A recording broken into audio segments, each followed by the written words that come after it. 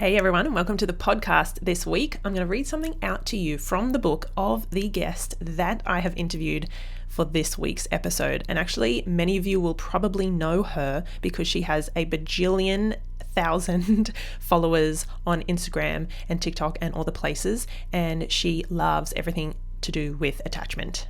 So that's a clue. Okay, let me read it out to you. Of all the lessons we teach our kids, and there are an estimated 78 billion, there is one lesson that is more important and impactful than all of the others combined. That is the lesson we teach our kids about the quality of their attachment to us. The hope is that the lesson they specifically and emphatically learn is you are secure with me. Okay, so here is the book. I'm lifting it up. It's Raising Securely Attached Kids. Beautiful yellow book with a colorful heart on the front. If you guys are watching on YouTube, you'll be able to see it. But if you're listening on the podcast, I just wanted to describe it to you because it is so beautiful. And Eli has poured her heart and soul into this work. I'm talking about Eli Harwood. She's the attachment nerd on all the social media places. That's her website. That's her life's work. And I was lucky enough to interview her because her book is coming out like right now. So it's called Raising Securely Attached Kids. And she came on and we talked all about attachment, how to tell if your child is securely attached or not, what are the other attachment styles, why do we need to know this stuff, and what can we do to ensure that our child is securely attached with us, but not that we have to be at their every beck and call and shelter them from every adversity or tough moment. So really, really fascinating conversation. I do want to welcome you to the podcast because I know I jumped right into talking all things attachment and Eli. So welcome to the Emotionally Intelligent Parenting Podcast. I'm Steph Pinto, your host. I'm a mum of two. I'm a best-selling author and an international speaker and award-winning coach. And of course, I love all things emotionally intelligent parenting. And we are far from perfect as parents. Our kids obviously still have big emotions from time to time, but their meltdowns and like these huge over the top, tantrumy, like hitting, kicking, like that stuff is so few and far between. Like it's so much more reduced now because we are handling their emotions, valuing them, speaking to them, teaching them about dealing with emotions and obviously the behaviors that go with that. So honestly, our home is such a nice place to be most of the time, but I know that emotional intelligence has just really empowered us as a family, and I want that for you guys too.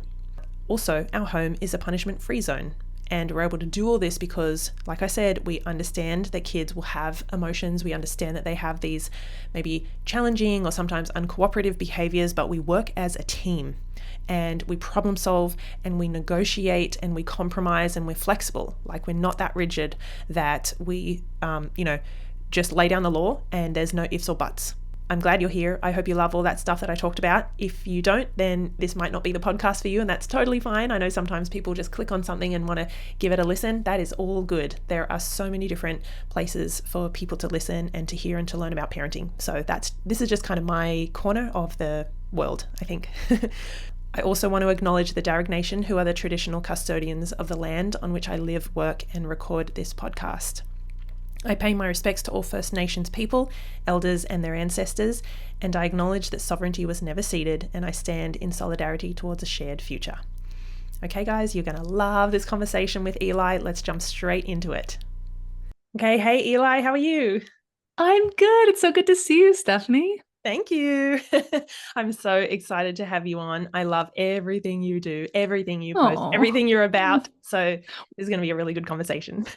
Well, I mean, we're in sync. We have like very, very similar heart around all this topic. Mm-hmm. Did you know it was only a few years ago, like a handful of years ago, that I actually really learned properly about the attachment styles. I'm so embarrassed to say, like I didn't know. It's okay. That's why I wrote the book wrote. Yeah. And like, I wrote those two books because the information has been very inaccessible and abstract and locked in academia. And so a lot of people haven't had access to understanding why we have attachment patterns, what they are, how they play out. That's why I'm writing them books. So you're not alone. You actually are ahead of the curve. Ooh, You well, can say that makes me I've feel a known little this bit better. for years. I've already had this information for years. I know all this stuff. Well, no, I'm glad. Like I've got a bunch of questions for you. I know I know that this is your bread and butter, so to speak, and Mhm. I'm so excited to have you on. But for the people who don't know about your work yet or haven't seen you online, which is probably not too many people because you have a huge following, you have a huge amount of people who see your work, which is so just such a relief that as you kind of said, this Mm. stuff is now becoming so much more mainstream and so much better understood by parents and therapists and educators. Anyway, so Mhm. I should zip it, but tell us a bit about you and how did the attachment nerd become to Get be? born. Well, the long version, which I won't, I'll give you the short version of the long version, but it's, I grew up in a family that had a lot of insecure legacies. And my parents both had unresolved trauma, and their parents had unresolved trauma, and so on and so forth. How many generations back? I'm not sure, but probably quite a few.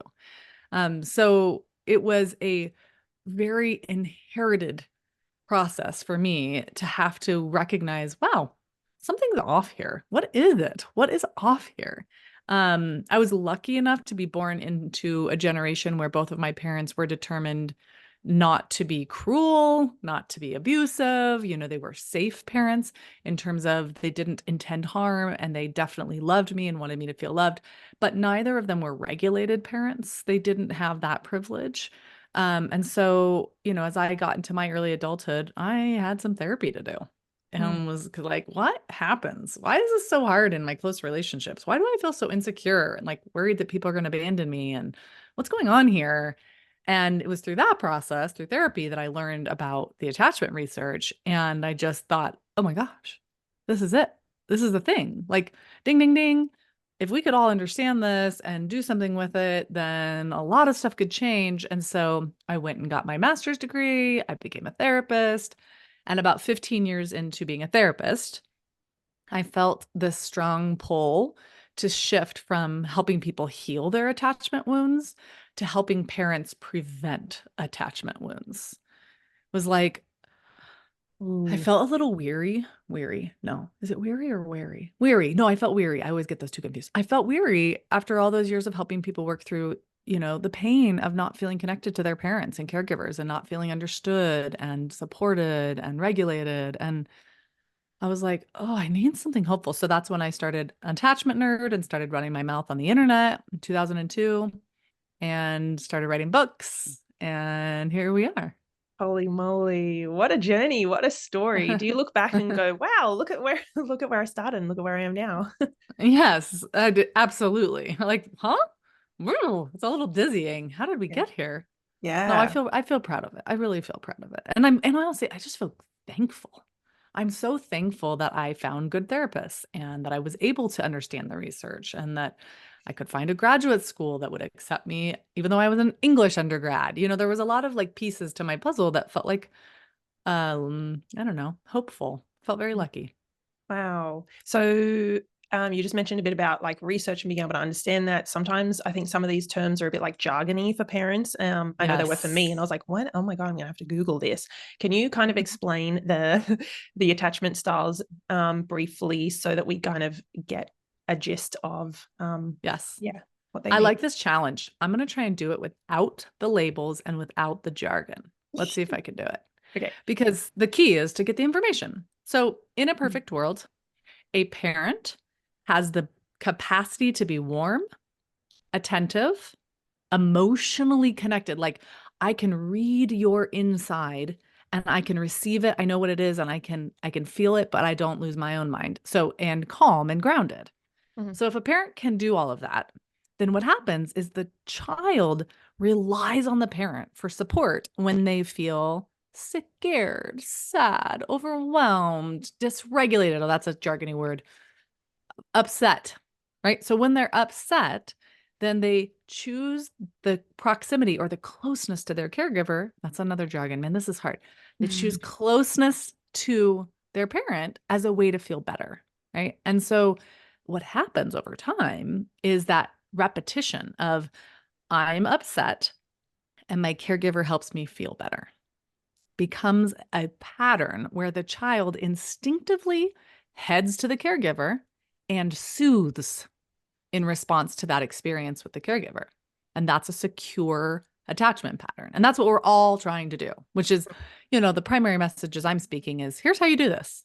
Like, Mhm. yes, there's these things that aren't good, but let's focus on what we can do. So the other three patterns we consider insecure. Okay.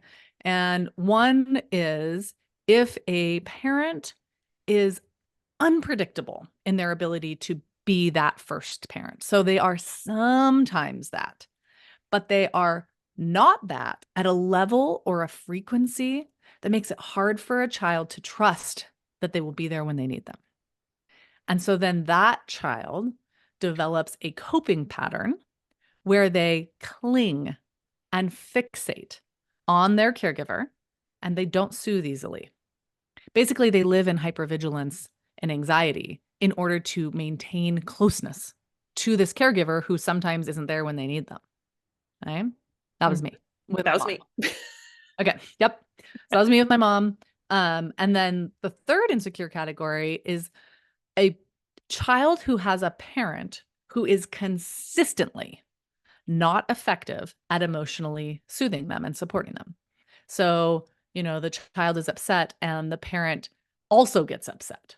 They get overreactive and they get intrusive and they take them to the hospital and everything is sort of big and grandiose. And that teaches the child there's no reason to find the caregiver when you're upset, because if you do that, you're just going to feel worse because now you have to deal with your upset and their upset.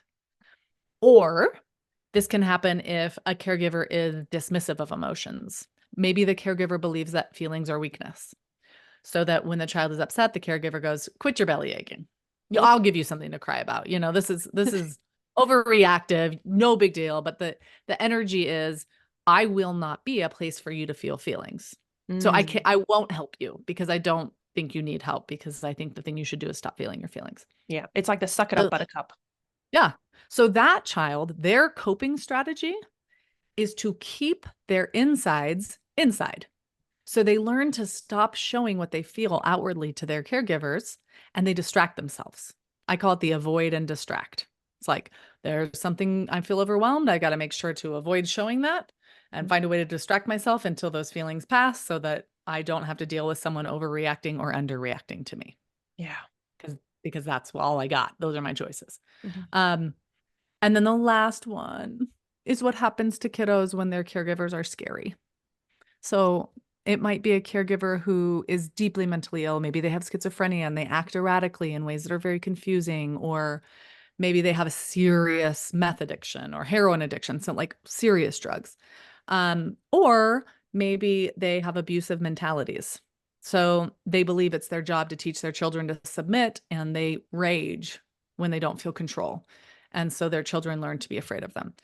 This is very disorienting, and there's actually no way to cope. So, what happens for these kids is when they feel tender, when they feel scared, sad, then they automatically go into that fight, flight, freeze, fawn, faint, that sympathetic nervous system, that reactionary place. And a lot of times that looks like them blowing up or shutting down. But you don't see any clear way that they're trying to stay close to their caregivers.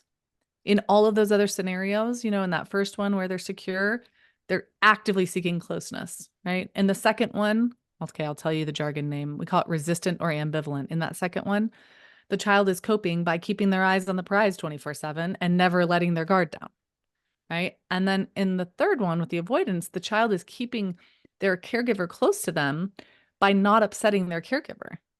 So they're maintaining closeness still. All three of those are about maintaining closeness. But in this fourth category, which we call disorganized, you can't maintain closeness to a grizzly bear. No. So what do you do? I mean, you're trying to avoid upsetting the grizzly bear, but when you're upset and there's a saber-toothed tiger on your left and a grizzly bear on your right, Mm-hmm. you're gonna have trauma responses to your And tenderness. and is it right that as kids they are like inextricably held to those caregivers because they rely on them, they depend on them for food and shelter and all those kind of things. So it's almost like they're stuck. They can't. It's not like in a marital relationship. They can't divorce, separate. Like they're stuck. They actually can't even process it as anything other than their own fault. Yeah. So kids can't, especially young kids can't look up at their caregivers and go, I could really do better. Like that can happen in adolescence and early adulthood, but early on when we're very, very dependent for survival, if we're having problems with our caregiver, we internalize it. Mm. What's wrong with me? The hypervigilant child internalizes I'm too much Mm. instead of my caregiver isn't adequately available for me.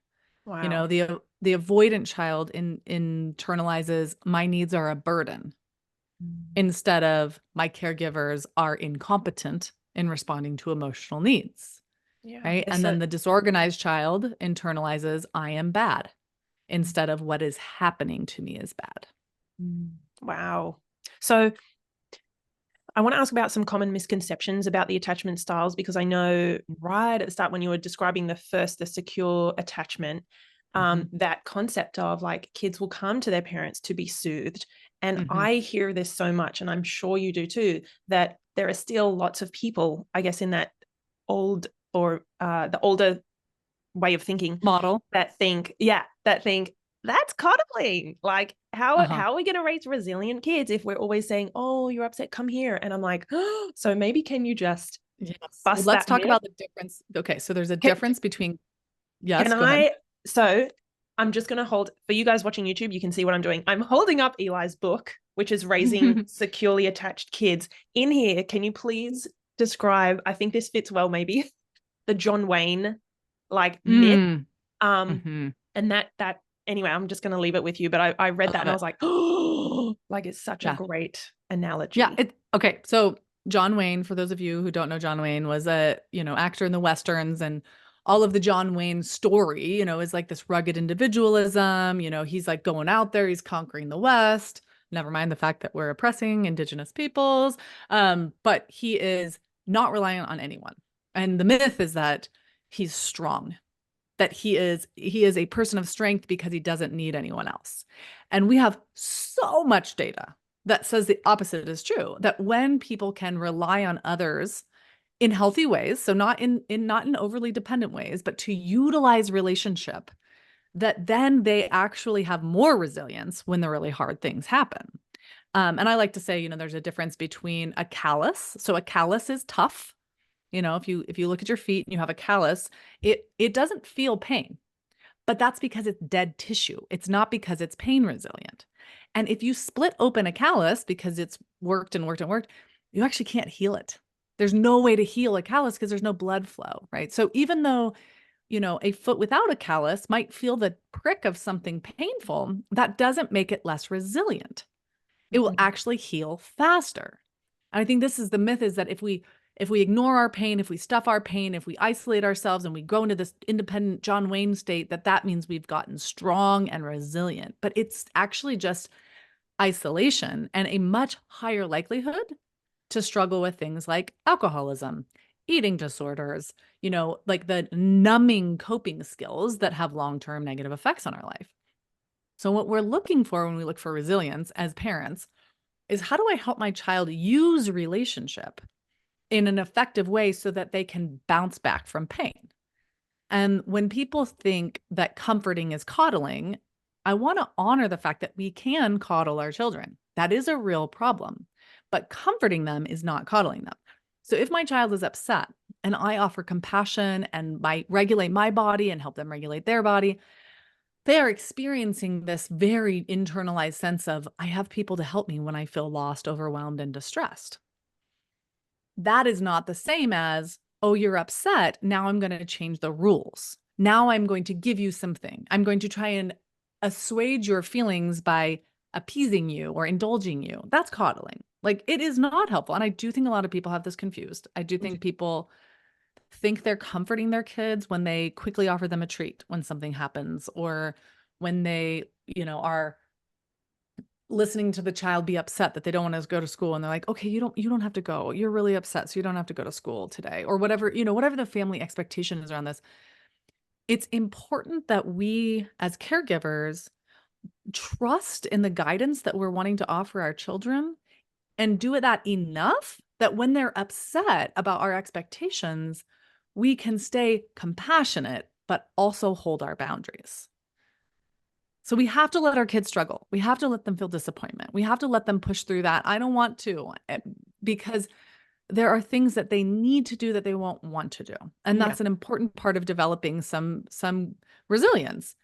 But it doesn't mean that we can't have compassion for how overwhelming that is, that we can't be supportive relationships to them in those moments, especially when they're tiny. I think what always really chaps my ass is when people are doing this around like a 2-year-old. I'm like, do you know how much brain development this human being has? There's no learning happening here. Like, this is literally just their brain is trying to figure out language, Mhm. visual processing, audio processing. Like, So much. we don't leave 2-year-olds alone in their big feelings No. to learn a lesson. That's just biologically false. Yeah. So, how would a parent know if they're Mhm. thinking, if they're listening to this or watching this and going, I wonder if my child, like, how do I tell if my child has a secure attachment or one of the other Mhm. three? Are there some Mhm. signs, or what Mhm. can parents look out for or notice? Yes. So let's start with parents of really littles because it changes. So, Mhm. with infants, you're really going to look at your behavior. If they're under 12 months of age, you're going to look at your behavior. Am I compassionate? Am I responsive? Am I calm? When my child is feeling feelings, do I go to them? Do I offer connection? And am I able to stay separate enough that I'm not infected by what they feel? That in the opposite, that they are borrowing my calmness, right? We want the calmness to be what's coming out, not the other end. When they get to be 12 months of age to about 4 or 5, sometimes even 6, what you want to look at is, what do they do when they are scared? When they are genuinely scared or hurt. Injury is a great one too. Um, do they instinctively want to come near you? And by the way, our kids have attachments with many people. So you might have a child who has more of a preference for a partner or a grandparent. That's okay. As long as they've got attachments, they're doing great. As long as their attachments are having secure patterns. And probably when that preferred grandma or that preferred dad or that preferred mom is not in the room, that's really when you want to evaluate this then. It's like, what do they do when it's just you and them and they feel tender, scared, overwhelmed? Do they run into your arms and do they settle? Hi, little munchkin. I've got a little munchkin behind me. I saw her in the background. I was like, hello. So cute. I'm like, is mom um, done yet? yeah, exactly. They're putting their swimsuits on. Um, Yeah, so, are they utilizing us? My kids are all crawling. Hold on. Guys, this is my 9-year-old and his best buddy. You can come It's in. Do you want okay. to have a little cameo? Oh my gosh, you guys are cracking me up. They're They're crawling crawling. around. They're crawling. Hey guys. Uh, yeah. Do you want to be on my podcast for a minute? Okay. When you're really, really scared and you're worried about something, both of you can both answer this question. What do you do? You tell a grown up. Yeah. Yeah. What about when you're with like me or dad? If you're really sad and scared, what do we usually do? Talk about it. Yeah. Do we hold you? Yeah. Yeah. Yeah. Yeah. I mean, we hang out, we make it better. Yeah. You're the cutest. Okay, bye. Oh my God, I'm dying. That was so cute. It's so cute. I mean, performance, right? Like, it's a little bit different than real life when your mom's like on a camera asking you questions, but um yeah, so, and I mean, so he's almost he's 9.5. And that's still the case. It doesn't happen as often, right? My 4.5-year-olds are melting down and running to my arms 20, 30 times a day still, because they're still at a place of development where the little things feel overwhelming. The falling and bonking their knee. They're, like, one of my girls had to get her mouth expander changed today. And so then my other daughter wasn't at the appointment and didn't get the same treat that the kid who had the dentist appointment had. And so she's having big feelings about that. Whereas like my 9-year-old is like, oh, well, I didn't have to go to the dentist, so I didn't get a treat, it's fine. Um, but I think you're still kind of that place. Like, he was having a lot of overwhelm around some school stuff where it was like, what if I'm not good at this year? It's the start of the year and he's worried. And he's coming to me and I'm comforting him and I'm like, oh, you're feeling really nervous. But you know what? I really think you're going to be okay. Like, I've seen this about you and that about you. And this is what I know about what's going to be expected of you this year. And My gosh, now my cat's coming in. We're just a big family Oh. of hanging out. This is Henrietta. Um, but yeah, and then when our kids get to be in adolescence, they don't use us as much for those medium issues. They Mhm. use their peers because they're learning how to turn their peers into attachment figures. And this is a really important part of the development. We call Ooh. it, yeah, we call it attachment transfer. So they're slowly transferring their parents as their primary places of emotional refuge into their peers. But with the big stuff, they'll still come to you Yeah, if you're yeah. securely attached. And I It's like like, that. I like that your book goes through those different stages. It's not just for littlies, yeah, yes, right? that was really important to me because I think it's a myth that this goes away. It's like we have to do it our whole life long. Yeah. Someday when I have adult children, I'll write a book about keeping secure with your adult children because Yeah. I think that's a really important long-term experience. Our kids are usually adults way more than they are kids in our relationship with them. Like we spend less time relating to our kids as kids than we do relating to our kids as adults. But Isn't we that spend a wild? lot more time thinking about them as kids. So Yeah. I always try to think of them in kind of both directions. Yeah. Wow. Okay. So you mentioned before, the teen years and things like that.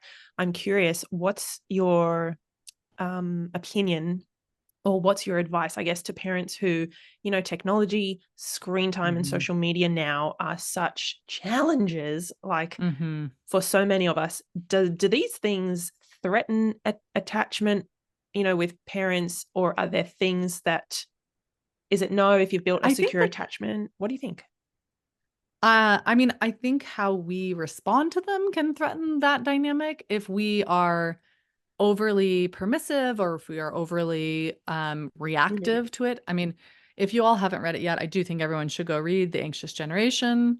It's a new book by Jonathan Haidt, and he kind of goes through the impact of technology. And we have some pretty clear data that says like kids that are considered to be high users, they use a lot of games and social media, are way more prone to depression and anxiety. And he gives a lot of reasons. It's a really interesting text. And I agree with everything I read. I was like, oh, that's good. This is the path I'm on.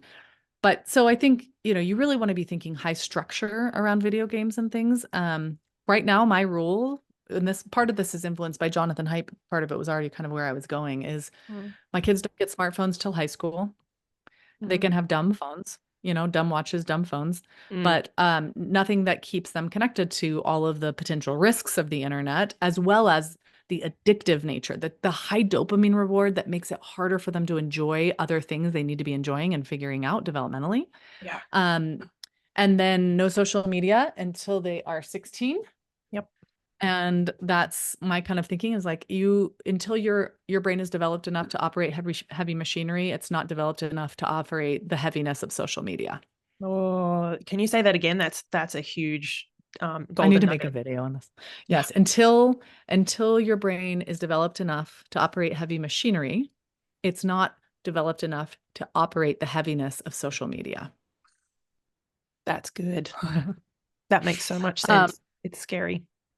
it is, and it's hard. And I can tell you that like that, it's kids aren't going to be like, okay, great, I get what you're saying. That makes sense.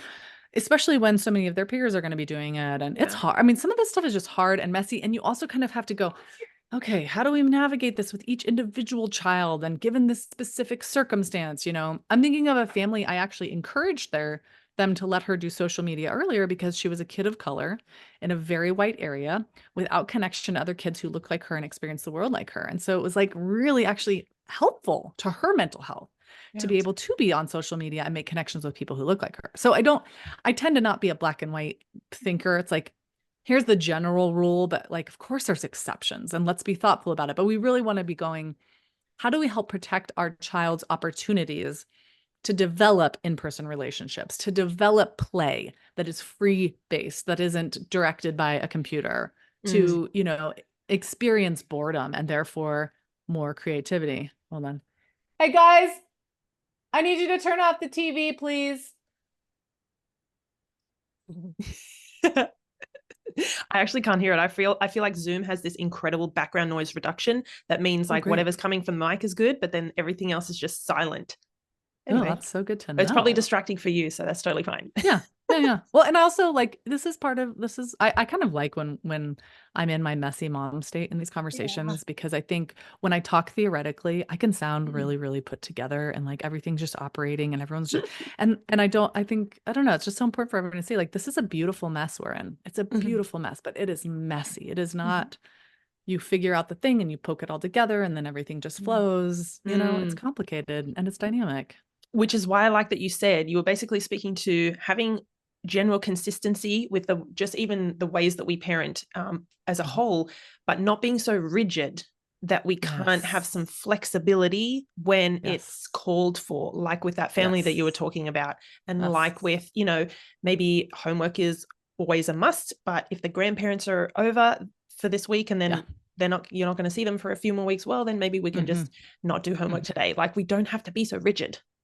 Well, and I think the key is being attuned, right? So attuning to each of our individual children and going, what is it they're feeling, going through, ready for? I'm thinking, I let my son stay home from school yesterday. He was mildly sick.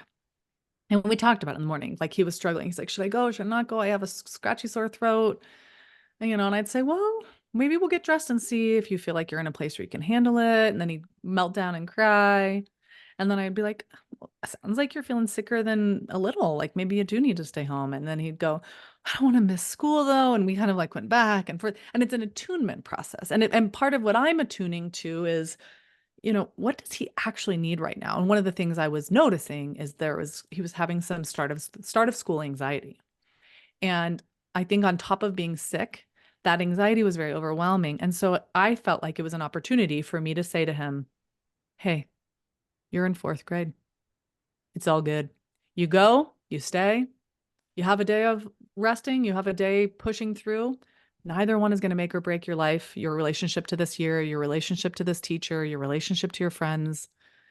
And ultimately he made the choice to stay home and ended up with a fever at the end of the day. So, I think we made the right call. Yeah. Oh my gosh, But you're I like the but best it's mom like ever. no, I'm not. I promise. There is no best mom ever. I want everyone to know that. Like if you ask my kids, first of all, my kids tell me on a regular basis that I'm the worst mom ever. I'm pretty sure it happened on the car ride home about an hour ago. It did. Because I wouldn't take my girls to get ice cream after school because I was like, we don't need ice cream after school. I told them that if we do that every day, we'll lose all of our money and we won't be able to live. It was a little bit dramatic, my response to them. But we're doing the best to read their emotional needs and developmental needs and our emotional coping and our like, what do we need to stay sane and regulated and how can we kind of go back and forth? And you're not going to get it right every time. Like I may have told this story on a different situation and been like, and he shouldn't have stayed home because this is what happened. And now I really am clear on how my boundary is going to be around this. And I'm going to go back to my boundary about fevers and throwing up. Mm. I mean, I think it's case to case, moment to moment, parent to parent, child to child. Do your best to maintain that connection with your kids so they can sense that you are there for them as imperfect as you are going to be there for them as much as possible. And that when it's not possible, that you'll come back around and say, so sorry. Sorry I goofed on that. Mm. Sorry I was off and I wasn't able to for you. Sorry I was crispy and cranky and impatient. I I have to love say that with regularity, with regularly. Just say that with regularity. regularly. So, Regularly. okay, so guess what my favorite chapter in your book is called? I'm going to hold it up. So if you guys are watching on YouTube, you'll be able to see. Check it out, guys.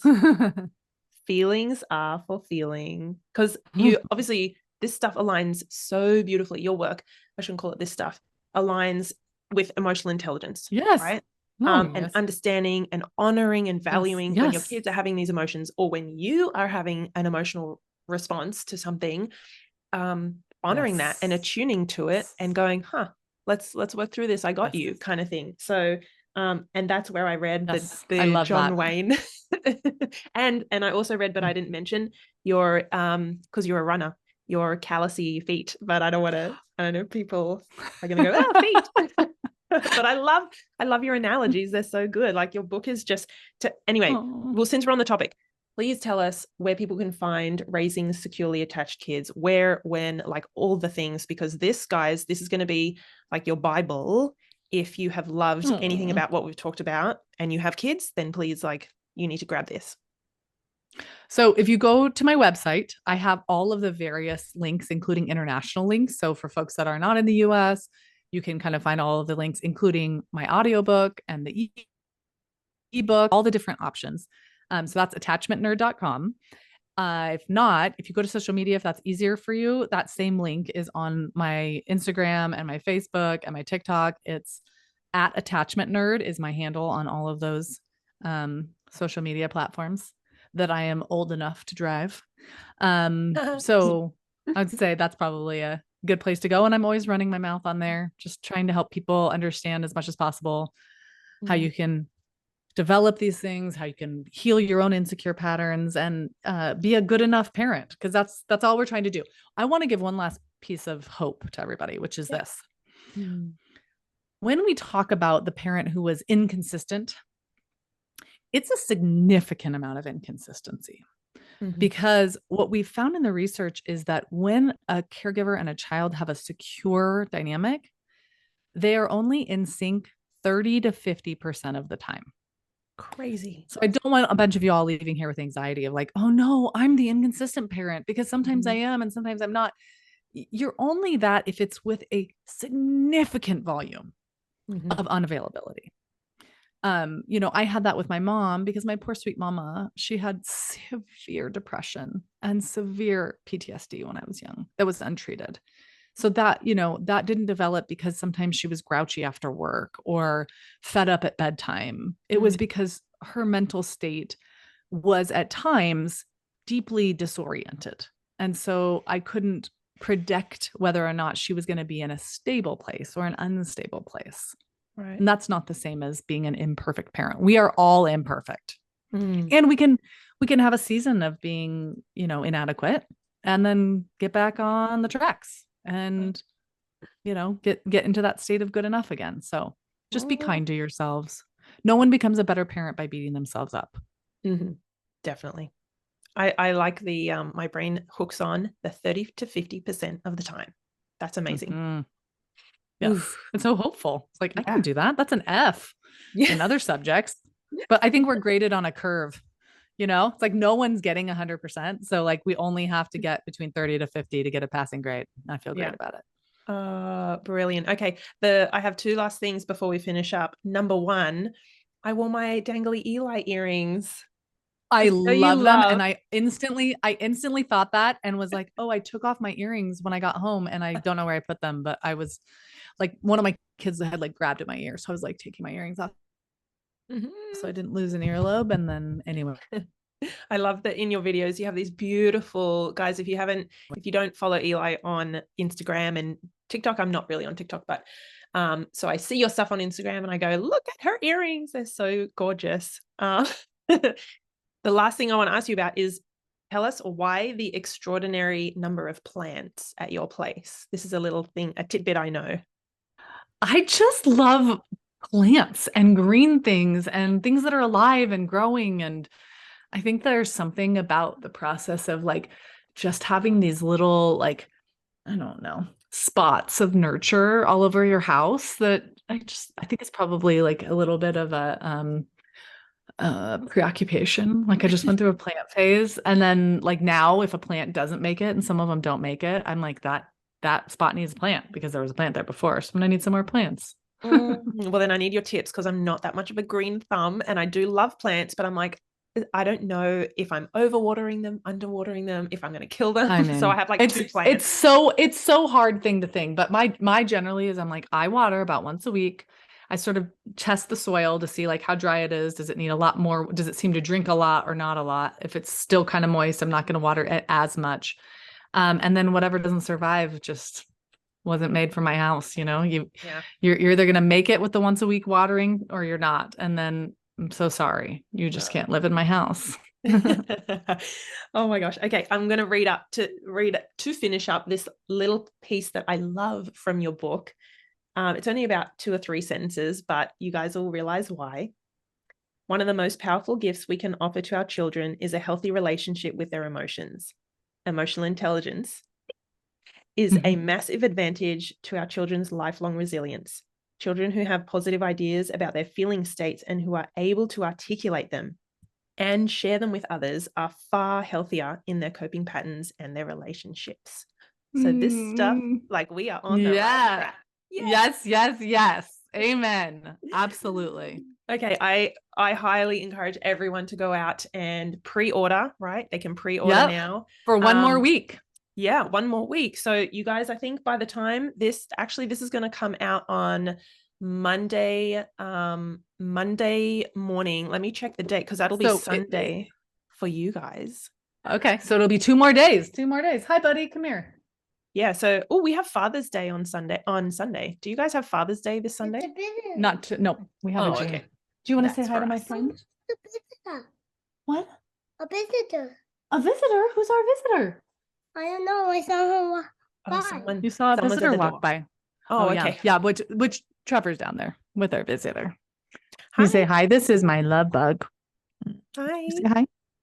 Hi. You can't hear me because I was going to say, Mom has the earbuds. Oh, that voice is so sweet. Oh my I goodness. love you. Oh, you love her.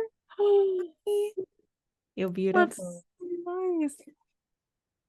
You're going to go. Where else? We'll say what else? She's listening. What else you What got? else? We're about to say goodbye. Oh, bye. You want to say bye? Bye. See you later. Thank you for coming. It's so sweet of you to join. Thank you so much, Eli. It's been a pleasure. Loved being with you. Thank you for having me/us. What did you say? She's saying thank you for having. She's saying it was good to be here and have a time to connect. Wait, say it again. Say it again. Thank you for coming. Thank you for coming. Bye. Thank you for coming. Bye, Stephanie. Hey guys, I hope you enjoyed that conversation. Eli's so beautiful, isn't she? Okay, 2 things I want you to know. Her book, Raising Securely Attached Kids, comes out tomorrow. I checked my dates. So I know this episode's coming out Monday morning Sydney time or Sunday evening, afternoon if you're in the US. So basically the book is out 3rd of September. So you can pre-order it. But if you're listening to this episode like a couple of days after it's come out or later, go and grab it. You can get it on all the places, literally everywhere. So Raising Securely Attached Kids, love it. The second thing is, in about 3 weeks' time, I'm running a class online, a masterclass for supporting anxious kids, especially kids who are a bit anxious with school, because I know that you guys are starting the school year over in the US. Ours doesn't start a full school year until February.